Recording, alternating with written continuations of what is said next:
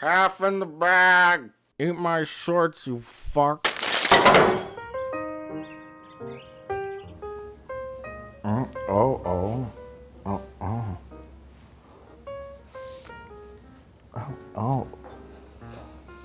Is that what? What are you doing? Oh, nothing. What are you doing other than sneaking up on me? Where'd you find those? They were on the floor when I came in today. Oh God, do you think those belong to Sheila? I'm certain of it. Yeah, Plinkett's been seeing a lot of her lately. Yeah, literally. Hey, do you find it weird that every time she comes to pick him up for a date, she makes sure that he brings all of his cash? Yeah. And she also wants him to bring his life insurance policy and the deed to his house and his will. Yeah. And she picks him up in a hearse. Going on my date. Can't wait for my date today. Oh yeah. Wow, you're in a good mood. And you can walk. I'm getting ready to go on my date with Sheila, that's why. She wants to go to some place called Best Buy or something. Whatever the lady wants, I don't care. As long as I get laid. Oh, that just painted a mental picture in my mind. Of what? It was like a Bob Ross painting. Ew. But I gotta say, without Plinkett here, this house has been really silent lately. Sure has, Jay. It's been a silent house. This spring. What is that gadget? This is an iPhone. iPhone. Uh-huh. Hello? Hello? There's nobody there. Get What some. was that? What the hell was that? It was like a movie trailer started playing right after I said that. Don't forget to dot the I's. That isn't even related to what you said at all. No, nor should it have been. Touchstone Pictures presents Bette Midler and Shelley Long. Oh my God, here comes another one. Rat woman. I don't even know what the fuck that one was. It was the trailer for Outrageous Fortune. Oh shit, here's another one. What? What is happening? Hey, Dad. Hey, sweetie. I checked your Facebook page. What's his name wrote on your wall again? God, I should never have added you. How long's it been since you were out here? Still a long time. Years. What are you doing here now? Silent House is a minimalist horror film starring the lesser-known and infinitely more talented Olsen sister, Elizabeth. Did you even know there was another Olsen sister until this movie? And they're like lice. They keep appearing in your hair. Daddy? The film is shot in a style meant to give the audience the illusion that what they're seeing was filmed in one continuous shot and happening in real time.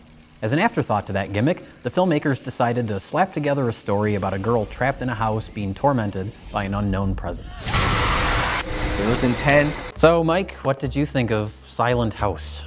Silent House, it should be retitled Silent Theater. No. Because everyone was bored. Yes, during yes. it. I liked the first half, and then it takes a drastic turn for the worst halfway through. It was a fairly good setup. It's another one of those style over substance movies that seems to be cropping up. And it only works in certain movies, like Drive was a style over substance movie. This also is where it's like, if you visualize the movie as just a story shot traditionally, you'd be like, nah. Yeah. But because it has that gimmick element to it, either the found footage or a one-take thing, or extremely stylized like Drive, where it's like the gimmick kind of overrides it or helps it. Yeah. And like you said, it takes place all in one shot, not realistically, because there are little moments where they have to kind of sneak in edits. You have to, the hidden cuts, Yeah. which are not too noticeable in this. I've seen other movies done in this style where they're way more blatant. I think you and I will probably pick out where they're at. Yeah. But I don't even think the general audience in the theater with us probably even knew that it was in one shot. Probably even thought about it. Yeah, Sure. yeah. It was sort of like a kind of a wasted effort. It wasn't like accentuating the one-shotness, because it was constantly doing this and this and this, and those almost substitute for edits. I always think of Goodfellas and the scene when Ray Liotta takes her into the restaurant. Thank you, sir. All right, see you later. Thanks. What are you doing? You're leaving your car? What? It's the car for me. This long choreographed sequence that's impressive. And you're like, oh wow, this is all one shot, and everything's kind of, and they bring out the table, and then they pan up, and the guy starts doing his jokes, and you realize that everything's done in one shot, mainly because it doesn't change perspective that much. Great, thanks. Anything you need, Henry, just let me know. This is like, So it's like, why not just have cuts there? Like, what's the point? Yeah. There's another film called Russian Ark that's about Russian history that was all actually done in one shot. There's no hidden cuts or anything. Yeah. And that has hundreds of extras, and this is amazingly complex choreography of performances and camera movements. And that's more impressive than just a girl running around in a house and every time they need to cut, just shake the camera drastically. Yes. So it's like, it's not that hard. Not saying that I could do it. I probably would fuck it up, but it doesn't need it. But the big problem is it doesn't need that, but without it, it would be even less interesting than it is now. Yes. So maybe people would go based on that gimmick, like, oh, it's a one take movie. That's neat. Let me go see. Yeah. And really, the script is like a first year screenwriting student. Yeah. Like there's two rules that I learned in film school to never do. It's never open your film with an alarm clock going off. Sure. And never end your film by saying it was all a dream. Those are like the kind of cliches, and this ending felt like that. Well, without getting too specific on the spoilers, it's the equivalent of the "it was all a dream" idea, or it was this person all along, where it's like you roll your eyes because it's been done so many times. In fact, we made a movie just like it called The Recovered. We made a movie. We made a movie called The Recovered, and it is probably equally as lame as this movie, where a girl, she's in this house, these repressed memories come up. Very similar in a lot of ways, unfortunately. Yeah, but in our defense, we slapped that script together. We just wanted to make a horror movie. We were kind of focusing more on visuals. Yeah.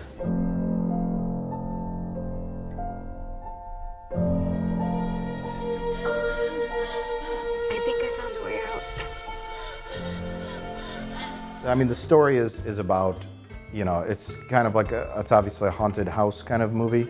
And she's in the house and she starts hearing things and it escalates and things get weirder. And then it becomes apparent that there's something or someone in the house with her.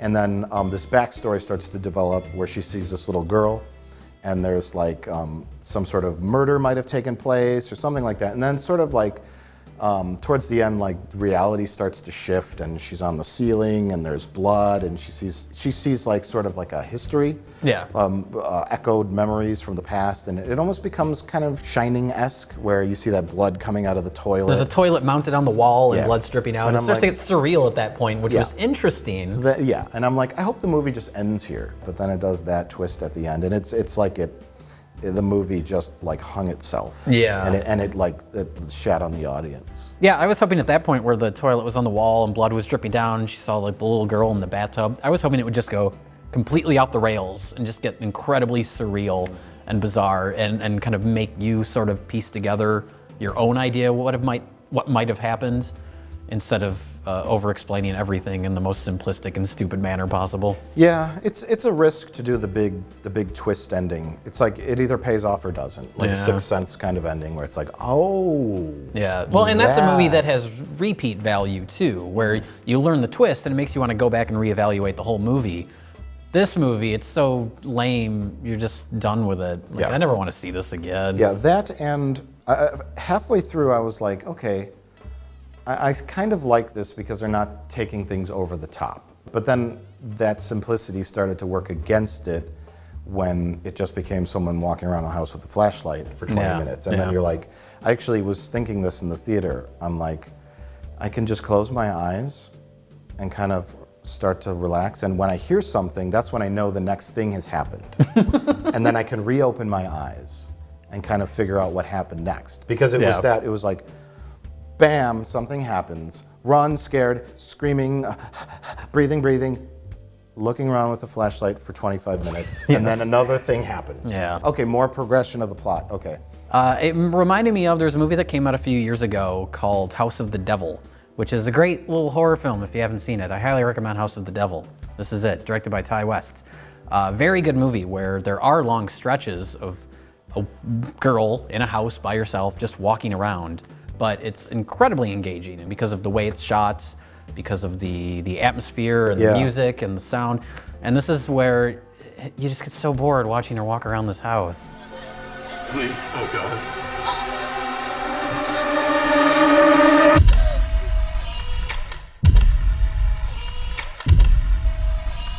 Who are you? Let's talk about wardrobe. Yes. We rarely ever talk about costumes or wardrobes on this show, but we have both a complaint and a compliment, I guess, in the same, is that the main character, who's played by Elizabeth Olsen, Yes. who is a young lady. She is the younger of the Olsen sisters. Very good in the movie. Yeah, yeah. Very, very That's good. something we should mention too, is that Elizabeth Olsen is really good in the movie. But the whole movie, literally the whole movie, she has a gray sweatshirt on and like a tank top or white tank top. a white undershirt that is extremely low cut. What we're trying to say without sounding like creepy perverts is that you're constantly distracted by your cleavage through the whole movie. Yes, the whole movie, I kept looking down at her Olsen twins.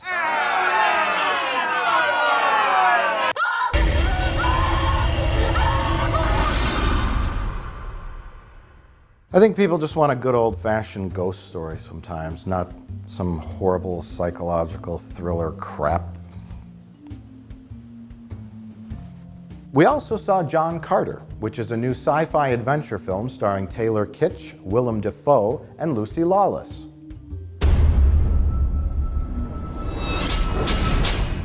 John Carter is based on a series of novels by author Edgar Rice Burroughs and tells the tale of John Carter from Jasum, who travels to Barsoom, meets Tharks, and is entangled in a war to stop Sab Than, the Jeddak of Zadango. But Metai Shang, a Hecadoran leader of the Therns, is manipulating Sab Than into conquering the Heliums and into marrying Deja Thoris, a Jeddak Predic Plag. But Tars Tarkis, Sarkosia, Sola, and Wulu the Kalat are out to stop Sab Than and Metai Shang from crabdangoing the Frango Changs. Plingo Plango bought Thorkis Frango Frang. What? Oh, that was the plot. All that stuff you just said? Yeah, you saw the movie, didn't you? Get on.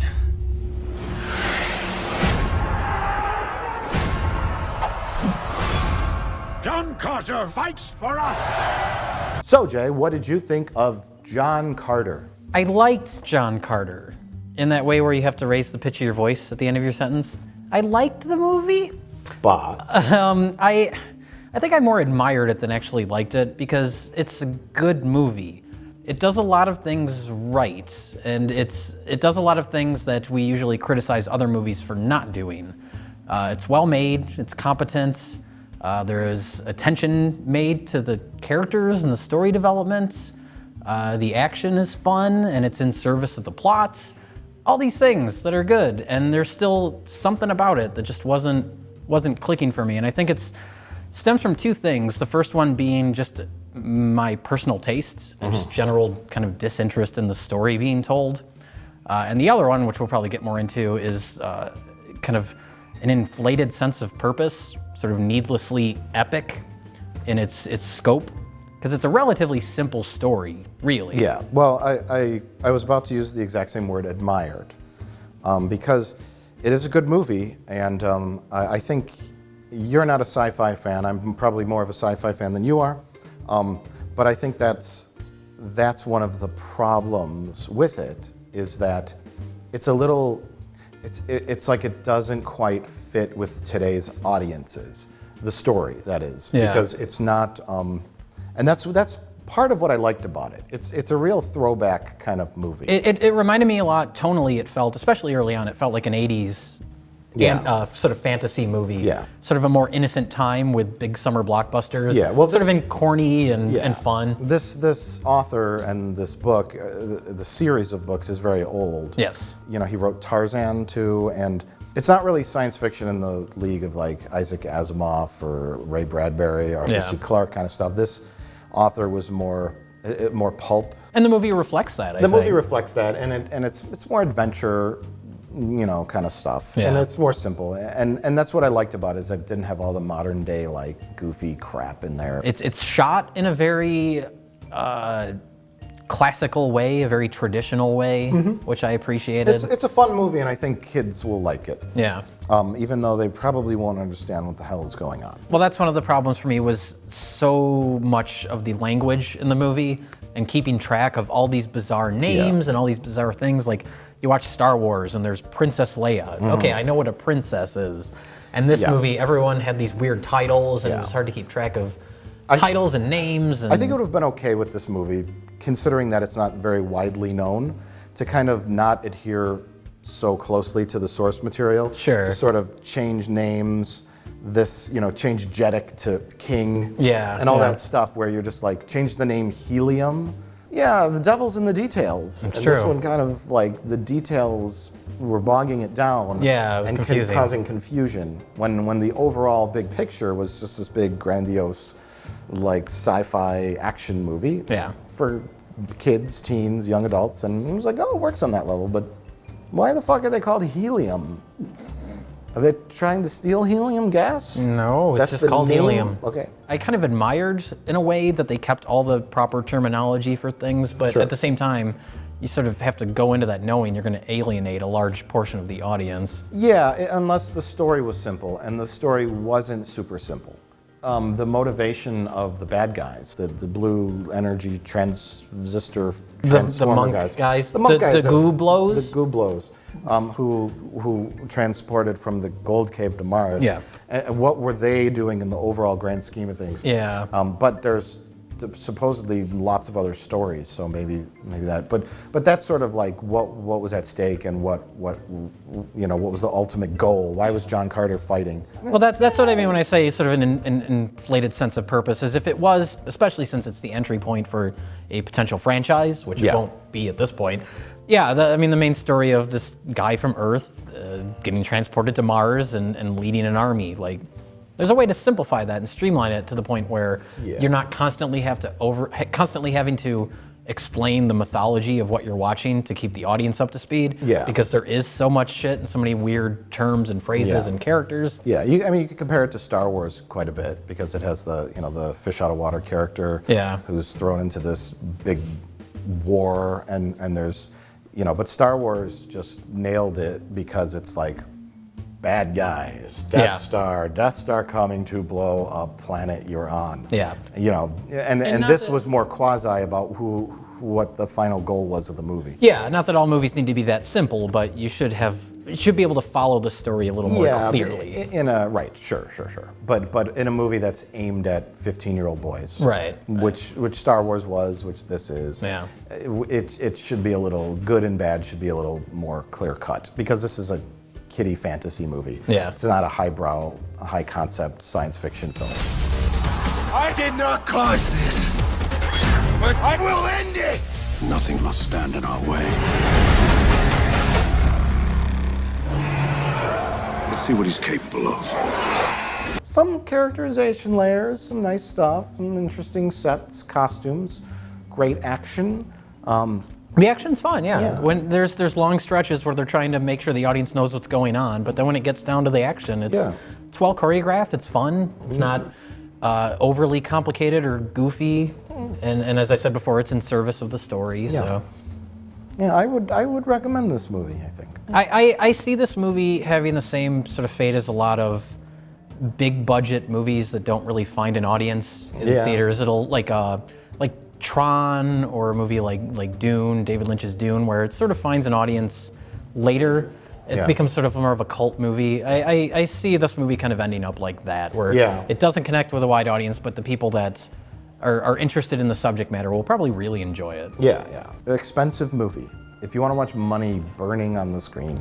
Well, this fits that idea when people say, it's all the money is up on the screen. This is certainly that. I mean, it's a big movie. It looks expensive. It's a big spectacle movie, and it's fairly well done, and it's not condescending. That's the big thing, yeah. And it's enjoyable. It's the extent of what you can do with a movie technologically and financially right now, I think. Yeah. Other than something like Avatar. It doesn't piss you off. Didn't piss me off. It doesn't piss you off. That's probably the best. It doesn't piss you off. That should be on the poster. But I think Visual effects. Disney expected this to do Avatar business when they first sort of started putting it together, and it ain't gonna do Avatar It's business. all about the name. Yeah. You should have called it Mars War. Although Avatar is sort of like a big what name, and that turned out well. Avatar is a fine name. It's not John Carter.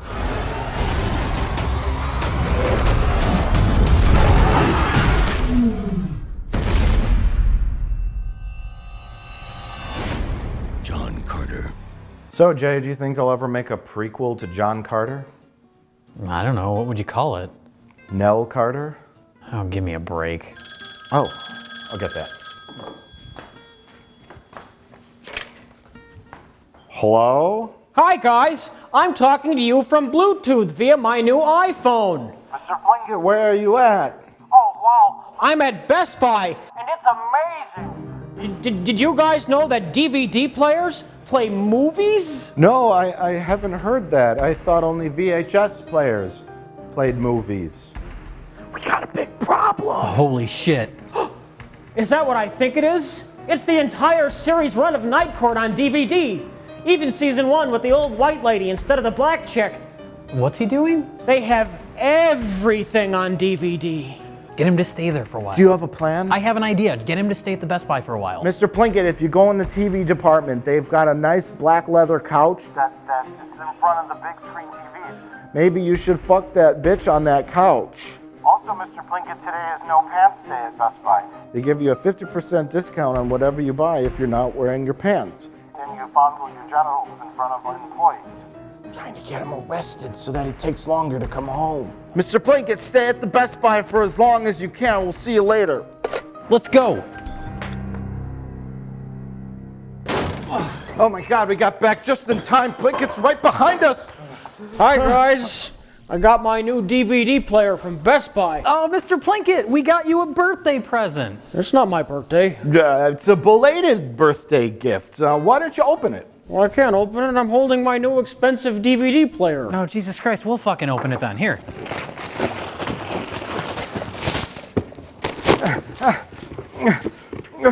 There it is. What is it? It's an entire box of movies that are only available on VHS. Only on VHS, not on DVD. Yes, like To Catch a Yeti starring Meatloaf.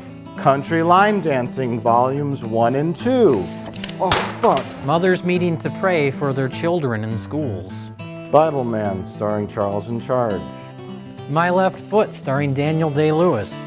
Dorf Goes Fishing. Death Lists. Look What I Made.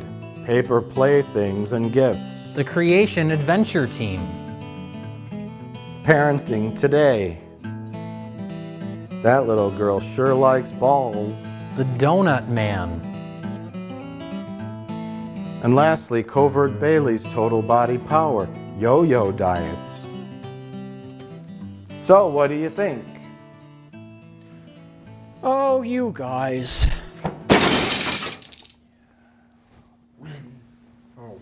Well, who needs DVD players? And I've got friends like you. Oh, that reminds me, you owe us money. Yeah, it's $1,175, actually. We worked all last week. Yeah. You haven't paid us. Okay, let me just get my checkbook then. This guy's a total fucking idiot.